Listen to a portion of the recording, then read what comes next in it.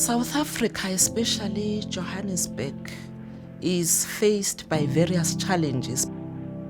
Children sometimes come on their own to Johannesburg, but when they arrive here, they find that things are not as rosy and they end up in the streets or they end up being abused. They're starved of physical contact. They're starved of people cuddling them.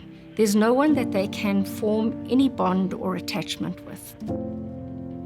The home itself was heartbreaking for me. There were a lot of babies, I would say 60, 70 babies, all in different rooms. There was not enough people to hold the babies. And I think that it was interesting for us to watch these other children and to connect that our son was in this place.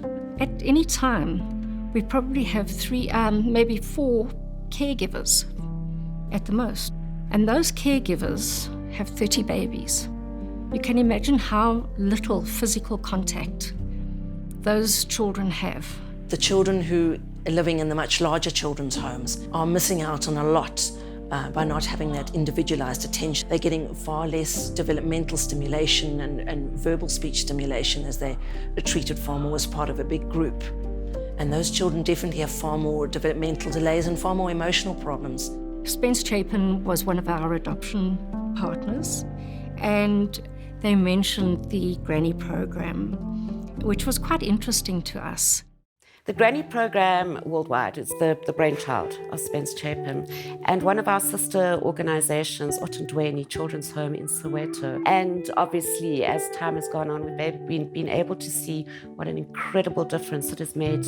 I'm really enjoying the Gogo or Granny program. There's one person that comes specifically to see that child and they belong to that person and they run to greet them when they see them. And that child is getting a prolonged, regular time of one-on-one, appropriate playtime and appropriate stimulation. I'm here for them, to give them love, to show them how important they are.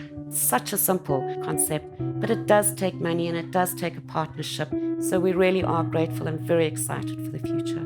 None of us can grow without love. So for the children, it's life-changing. And if they're not receiving love when they're in a center like Princess Alice Adoption Home, we can't expect them to just openly love their adoptive parents.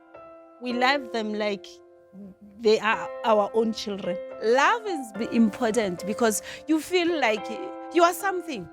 But if someone loves you, you feel great. I'm really looking forward to the Granny program being expanded to all of the larger homes in Johannesburg.